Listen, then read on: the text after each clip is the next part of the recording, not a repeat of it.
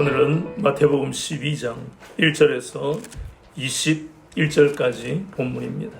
마태복음 12장 1절부터 21절까지 본문입니다. 교독하겠습니다. 마태복음 12장입니다.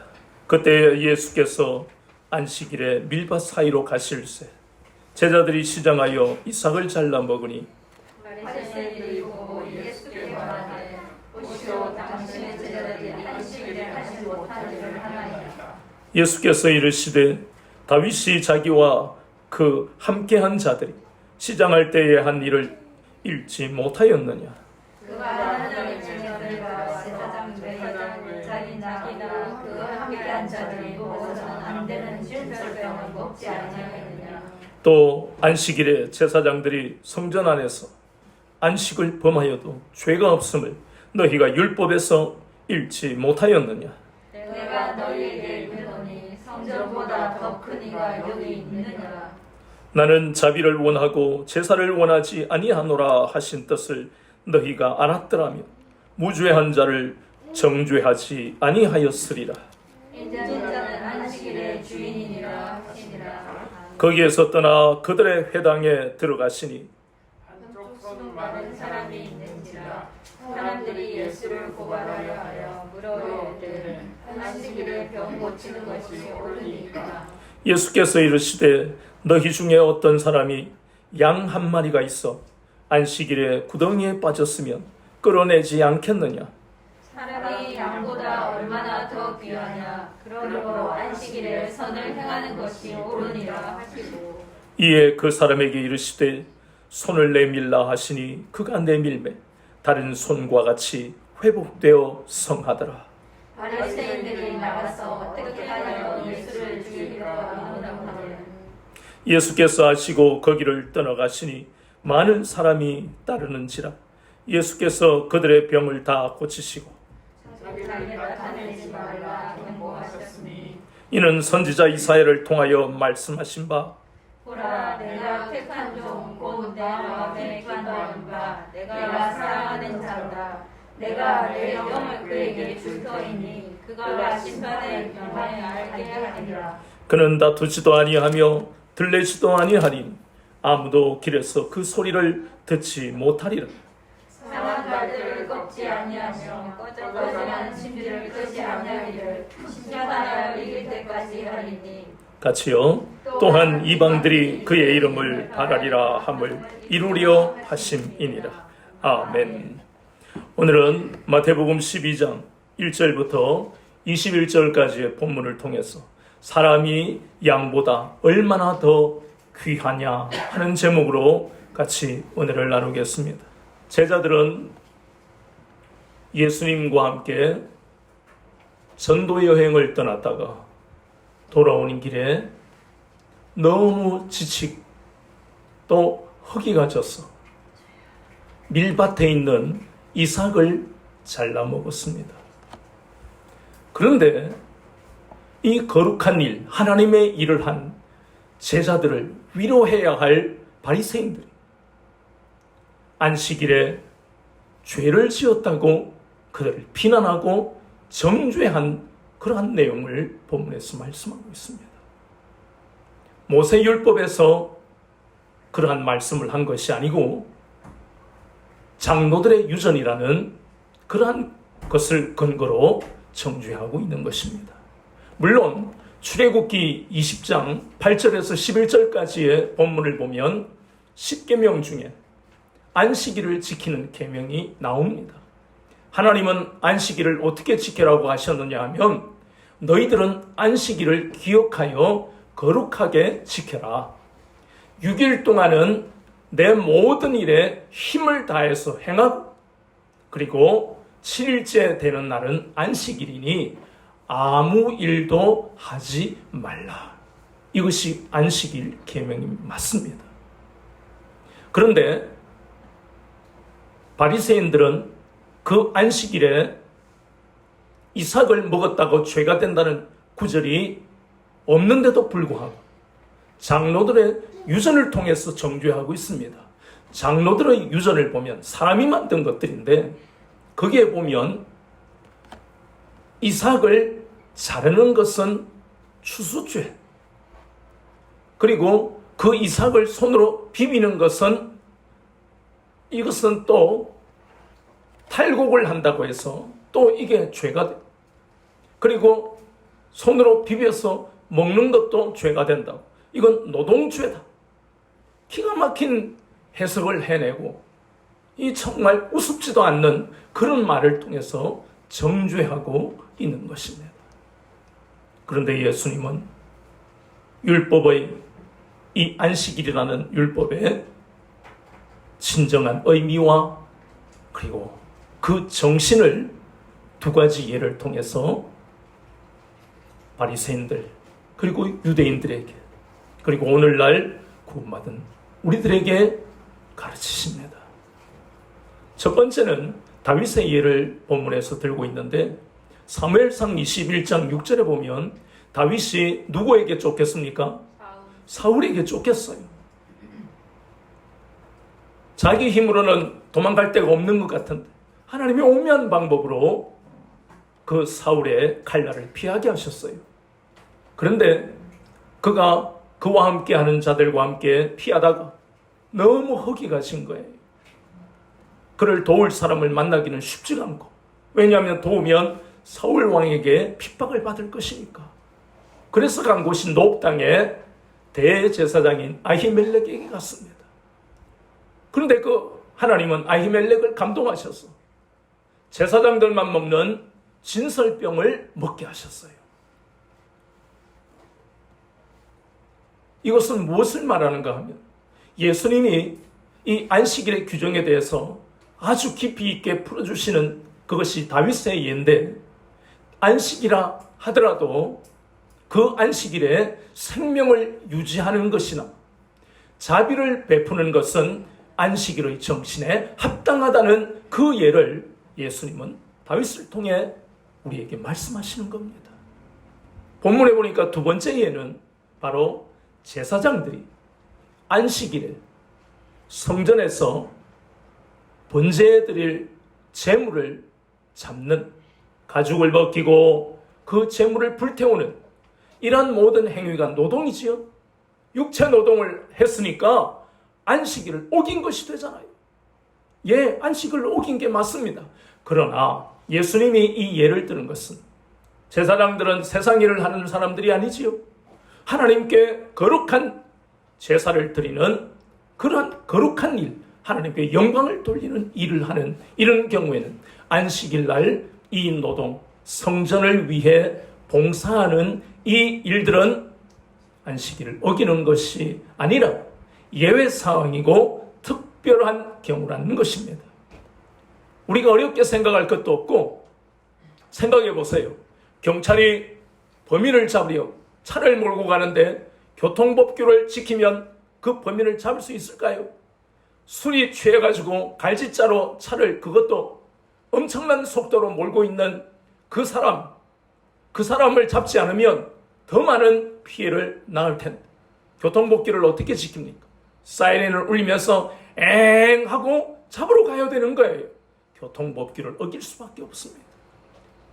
긴급한 환자를 이송하는 앰뷸런스가 아이고 저기 빨간불이네 하고 서가지고는 장기를 기증하는 사람 것이나 아니면 임산부나 여러 가지 긴급한 환자가 있을 때는 교통법규를 어길 수밖에 없는 거예요. 이것은 모두가 예외 사항이고 특별한 경우입니다. 예수님은 바리새인들에게 그리고 우리들에게 아주 쉽게 안식일 규정, 그 안식일의 의미와 정신이 어디에 있는가 하는 것을 가르쳐 주십니다. 그러니 보세요. 안식일은 인간을 속박하는 그런 목적으로 제정된 것이 아니라 우리를 자유하게 하고 우리를 부유하게 하는 데에 목적이 있음을 알겠다는 것입니다. 우리가 사는 삶에는 자유와 부요가 없습니다. 생각해 보세요. 많은 사람들이 축복해야 할 그 임산부가 마침내 출산을 하고 난 다음에 몸을 쉬어줘야만 되잖아요. 그래서 출산 휴가를 받는다든가, 아니면 혼자 힘드니까 남편은 또 육아 휴직을 회사에 신청하는 것이 일반적이고 법으로 규정이 돼 있어요. 받을 수 있도록. 그런데 현실을 들여다보면 그렇지 않아요. 계약직에 있는 사람들은 만약에 출산 휴가를 받으면 그 끝나고 가면 계약은 끝이 나버려요. 그리고 정규직이라 할지라도 육아휴직을 받는다든가 하면 여러 가지 고과 점수라든가 불이익을 준다든가 여러 가지 힘들게 만드는 게 현실이라는 겁니다. 무슨 쉼이 있고 무슨 자유가 있습니까? 그런데 안식일이 세상에 이러한 출산휴가도 제대로 안 주고 주더라도 이후에 불이익을 주는 것하고 같다면 안식일의 의미가, 안식일의 진정한 그러한 정신이 없는 것이잖아요. 바리새인들이 지금 세상과 똑같은 방법으로 사람들을 속박하고 있다는 것을 예수님은 이렇게 안식일의 참뜻을 풀어주시면서 그 진정한 의미는 우리의 하나님의 백성들의 자유와 부유한 삶에 있다는 것을 다시 한번 깨닫게 하시는 겁니다. 그런데 바리새인들은 그 말씀을, 예수님의 가르침을 통해서 진정한 안식일의 의미를 배워놓고 진정한 안식일의 정신을 깨달았으면 그들이 얼마나 악한 짓을 했는지 돌이켜야 되는데 그들은 돌이키지 아니하고 또 한쪽 손마른 사람들을 통해서 예수님을 대적하고 있습니다. 예수님은 한쪽 손마른 사람이 고통을 겪고 있을 때 불쌍히 여기시고 그 손마른 사람을 치료하셨습니다. 그러면서 비유로 하신 말씀이 안식일에 너의 양이 구덩이에 빠졌을 때 너는 구하지 않겠느냐? 그렇게 말씀하시면서 바리새인들과 우리에게 안식일의 의미가 어디에 있는지를 깨닫게 하시는 겁니다. 그런데 이 바리새인들이 왜 계속해서 예수님을 대적할까 하는 의문이 우리에게 생기는 거예요. 그들도 하나님을 믿고 있고 하나님의 말씀 구약을 잘 알고 있는데 어째서 예수님을 대적할까 하는 것에 의문을 가져야 됩니다. 이 의문을 가져야만 이 바리새인들이 예수님을 대적하는 것은 예수님 시대로 끝나는 문제가 아니라 오늘날 교회를 다니는 많은 사람들이 왜 교회 다니는 다른 사람들을 괴롭히고 핍박하고 비판하고 정죄하는가에 대한 의문이 풀리기 때문입니다. 예수님을 대적하는 그 이유는 오직 한 가지밖에 없습니다. 예수님의 안식일의 의미와 진정한 정신을 듣게 하시는 것은 복음을 가르치시는 것인데 그 복음이 제자들과 많은 사람들에게 오늘날 우리에게 거기다가 선생 노릇을 하는 바리새인들에게 들어갔을 때 바리새인뿐만 아니라 많은 사람은 두 가지 반응을 하게 되어 있는 것입니다.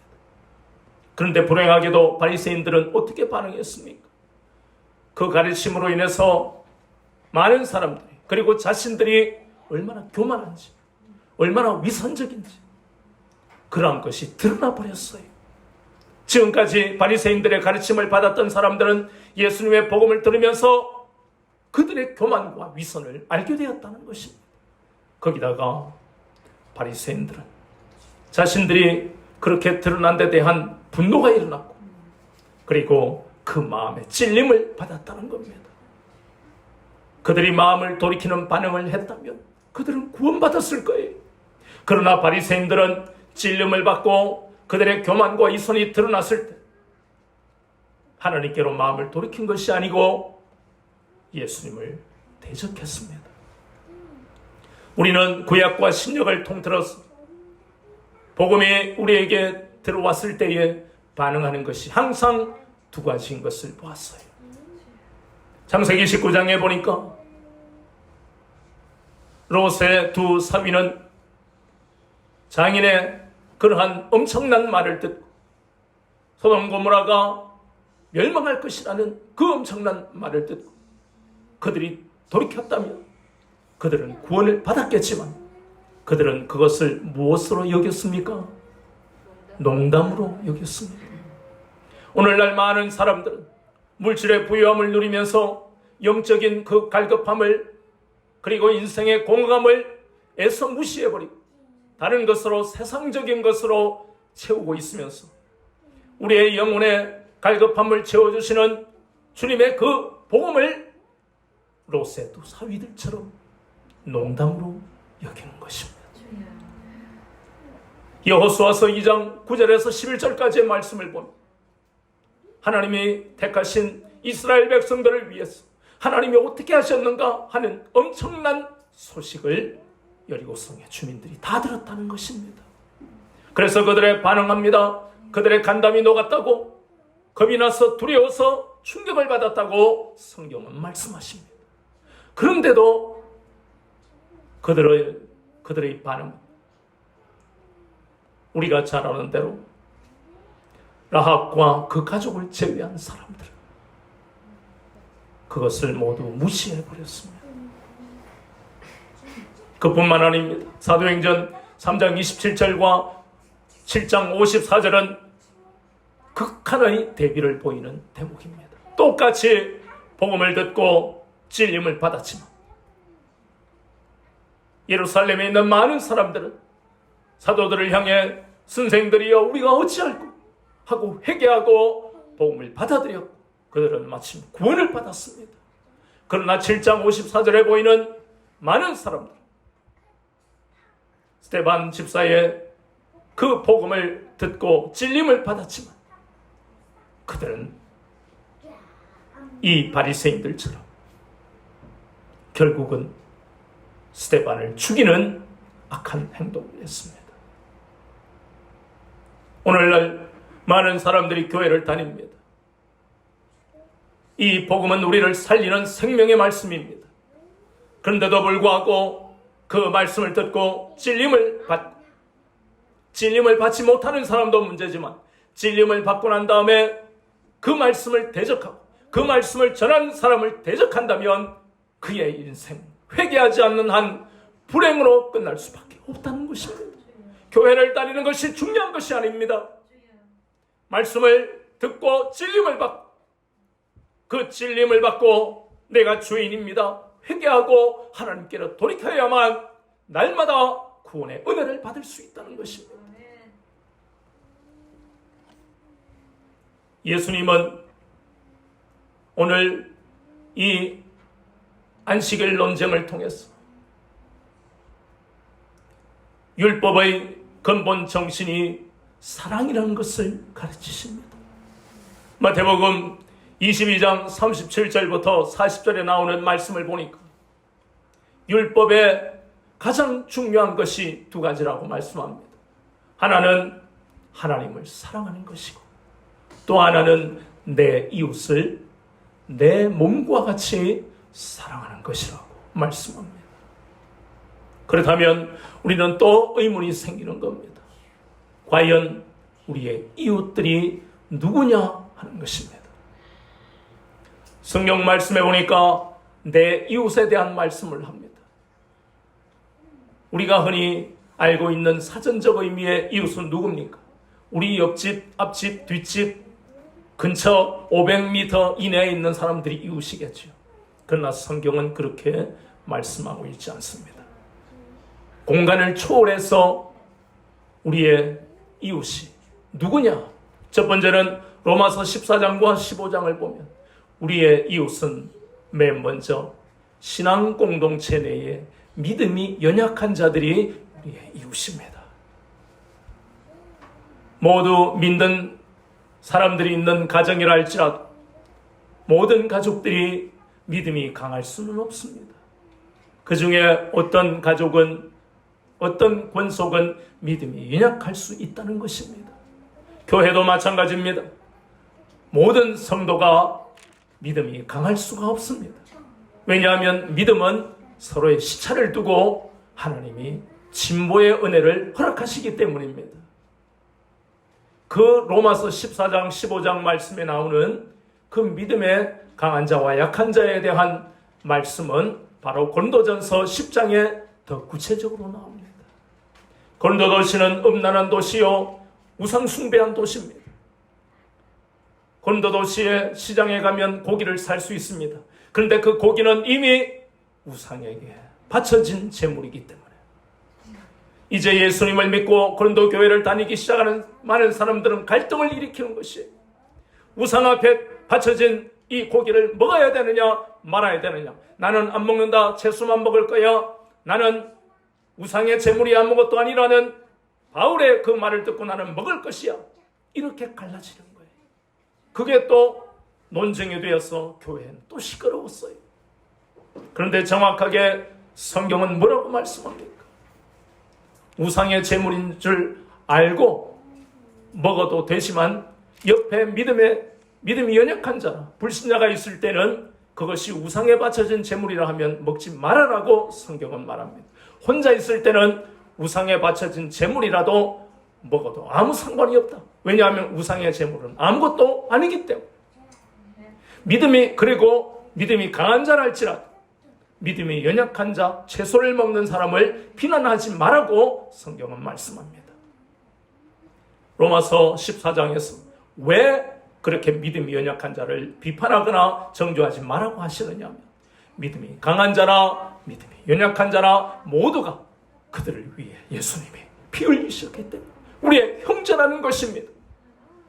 이것이 바로 공동체 내에 믿음이 연약한 자들이 우리의 무엇이라고요? 이웃이다. 우리의 이웃입니다. 이제는 더 확대해서 교회 내에서만 우리의 이웃이 아닙니다. 더 확대하면 요한복음 8장 44절, 요한일서 3장 10절에 보이는 마귀에 사로잡힌 자들이 우리의 이웃입니다.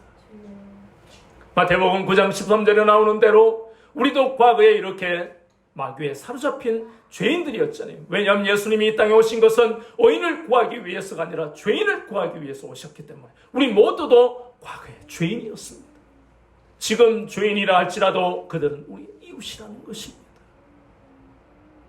그뿐만 아니라 에베소서 2장 12절에 보이는 대로 그리스도 밖에 있는 자들도 우리의 이웃입니다. 우리도 과거에는 그리스도 밖에 있었기 때문에. 또 누가복음 10장에 보면 우리가 잘 아는 선한 사마리아인의 말씀이 나옵니다. 어떤 사람이 여리고 성으로 내려가다 강도를 만났습니다. 그래서 거의 혼자 힘으로 일어설 수 없는 부상을 당했는데 먼저 레위인이 지나갑니다. 레위 지파는 우리가 잘 알다시피 하나님의 일을 하는 거룩한 자들이에요. 그냥 지나갑니다. 그보다 더 거룩한 일을 하는 제사장들이 그냥 지나갔습니다. 그런데 유대인들이 손가락질하는 그 사마리아인은 부상당한 사람에게 기름을 붓고 그리고 포도주를 부어서 응급처치를 한 후에 자기 돈으로 여관에 데려가서 여관 주인에게 쉬게 해달라고, 치료해달라고, 돈이 모자라면 내가 돌아오는 길에 더 주겠다고. 예수님은 이 세 경우를 예를 드시면서 누가 강도 만난 자의 이웃이냐, 바리새인이라 할지라도 사마리아인이 강도 만난 자의 이웃이라는 것을 고백할 정도로 예수님은 성경 말씀을 이렇게 깊이 있게 쉽게 풀어주신 겁니다. 바로 우리의 이웃도 바로 강도 만난 자, 우리가 선한 사마리아인이 되어야 된다는 말씀이에요. 우리의 이웃은 바로 우리가 때때로 우리를 괴롭히는 그 사람들이 우리의 이웃이라는 겁니다. 이 이웃들을 우리는 변화시킬 힘이 우리에게 없어요. 그래서 하나님의 능력을 덧입어야만 그들에게 바리새인 같은 행동을 우리에게 할지라도 우리는 복음을, 사람을 살리는 복음을 전해야 된다는 것입니다. 보십시오. 오늘 우리가 본 이 말씀, 예수님이 우리에게 말씀하신 대로 안식일이라는 더 넓게는 율법의 모든 하나님의 말씀, 그 근본 정신이 어디에 있다고요? 비판이나 정죄에 있는 것이 아니고 사랑에 있다는 것. 예수님은 이 땅에 오셔서 한 영혼을 위해서 죽으시기 위해 이 땅에 오셨다는 것을 우리는 잊지 말아야 합니다. 마태복음 26장에 한 영혼이 천하보다 귀하기 때문에 누가복음 19장 10절에는 잃어버린 자, 그 잃어버린 자가 한 명. 마태복음 18장에 보이는 대로 잃어버린 한 마리 양이 그 양을 위해서 예수님이 이 땅에 오셨다는 것입니다. 한 영혼을 위하여, 한쪽 손 마른 자를 위하여, 바리새인들의 정죄와 그리고 앞으로 예수님을 죽여야 되겠다는 모의를 하는 그 끔찍한 핍박 앞에서도 한 영혼을 위해서, 한쪽 손 마른 자를 위해서 예수님은 비난과 정죄를 다 받으셨고 핍박을 받으시고 십자가에 죽으시기까지 그것을 감당하셨습니다. 이것이야말로 위대한 주님의 사랑이 아닙니까? 이 사랑을 받은 우리가 이 시간에 하나님 앞에 예배드리고 있는 것입니다. 세상은 세상의 가치로 우리를 판단합니다. 안경이 어느 브랜드인지, 옷이 어느 브랜드인지, 신고 있는 신발이 어떤 브랜드인지, 그것을 가지고 그 사람의 인격과 그 사람의 미래를 판단합니다. 우리는 그런 시대를 살고 있어요. 이 시대는 변함없습니다. 노아의 홍수가 끝난 다음에도 여전히 그랬고, 소돔 고모라가 유황과 불로 다 타버렸는데도 여전히 그러고 있습니다. 변함없습니다. 세상은 항상 우리를 눈에 보이는 것으로 판단합니다. 그렇다면 우리가 생각을 바꿔야 됩니다. 우리가 세상을 향해 분노하고 이렇게 강도 만난 자와 싸워서는 안 된다는 것이 아무 의미가 없어요. 우리만 힘 빠지고 우리만 시험 드는 것입니다. 그래서 우리는 뱀같이 지혜로운 냉철함이 우리에게 필요하다는 것입니다. 세상을 이길 수는 없습니다. 그 완고한 가치관은 변하지 않습니다. 하나님의 능력이 아니고서는 세상 사람들의 가치관과 사고방식은 절대로 무너지지 않습니다. 우리 부모와 형제들의 가치관과 사고방식은 절대로 무너지지 않습니다. 그렇다면 우리가 생각을 바꿔야 됩니다. 하나님의 말씀의 근본 정신이 사랑이랍니다. 다른 사람을 사랑하기가 너무 힘들다면 우리가 할 수 있는 것부터 해야 합니다. 하나님만을 사랑하는 것이 날마다 우리가 습관으로, 이 거룩한 일을 습관으로 우리 몸에 배이도록 연습하는 것이 우리가 할 수 있는 일입니다. 여러분을 괴롭히는 여러분의 가까운 사람들을 사랑해라면 사랑하겠어요? 못합니다.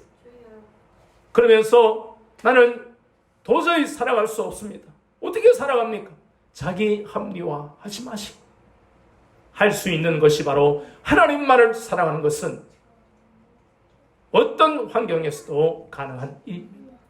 그래서 날마다 내가 하나님을 사랑하고 있는지, 하나님을 사랑한다면 하나님의 말씀이 나를 찌를 때에 바리새인들처럼 이렇게 예수님을 그리고 복음을 대적하는 반응을 하지 않습니다. 부모를 통해서 혹은 가까운 사람을 통해서 교회의 어른을 통해서 하나님의 말씀이 내 귀에 들리면 나만 이렇게 죄를 짓나요? 발끈하고 대적하는 그 사람은 바리새인이요, 그 속에는 악한 영의 역사는 하나님을 사랑하고 있지 않기 때문에 발끈하는 것입니다. 혈기를 부리지 말고 누구를 통해서 하나님의 말씀이 내 귀에 들린다 할지라도 찔림을 받는 것은 불신자나 신자나 모두가 반응하는 것이지만 그 다음에 그 말씀을 내가 받아들여야만 내 영과 내 인생이 사는 것입니다. 발끈하는 것은 그것은 하나님을 사랑하는 것이 아닙니다. 하나님을 사랑한다고 하면서 하나님의 말씀이 나의 심령을 찌를 때 반발하고 대적하는 그것은 마음이 강팍한 것이요 완강한 것입니다. 마음을 완고히 하면 하나님의 복을 받지 못합니다. 히브리서 4장 12절에 하나님의 말씀은 살았고 운동력이 있어 좌우에 어떤 날선 것보다 날카롭고 예리하고 그 말씀이 우리를 찌르는 것이 당연한 것입니다. 찔러야 생명의 역사가 일어나기 때문입니다. 바리새인들처럼 반발하지 마시고 오직 하나님이신 예수님, 이렇게 바리새인들이 그들을 대적할 때 내가 메시아라고 능력을 나타내실 수도 있는 겁니다. 그럼에도 불구하고 이사야서 42장 3절 말씀처럼 상한 갈대를 꺾지 아니하시고 꺼져가는 등불을 끄지 아니하시는 하나님의 놀라우신 섭리가 예수님에게서 온유와 겸손의 모습, 그것이 능력이 되게 하셨고, 우리도 마찬가지로 세상에 보면 우리가 상한 갈대 같고 꺼져가는 등불 같은 환경에 산달지라도 우리를 붙드시는 하나님의 은혜를, 하나님의 능력을 생각하며 우리는 다투거나 들릴 필요가 없이 온유하고 겸손하게 주님의 사랑으로 이 길을 갈 수 있다는 것입니다. 아멘. 예수님의 위대한 사랑을 우리가 날마다 배우고 내 것으로 만들어서 우리도 세상을 살면서 이런 주님의 사랑을 실천하며 소금과 빛의 사명을 감당하는 그리스도의 편제가 되고 그리스도의 향기를 풍기는 여러분 되시기를 우리 주 예수 그리스도 이름으로 축원합니다. 아멘.